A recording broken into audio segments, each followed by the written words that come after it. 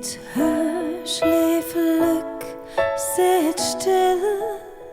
Het kan niet jeder maken wat hij wil.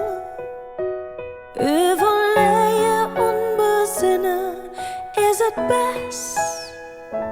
Die paar wochen nog, die paar wochen nog.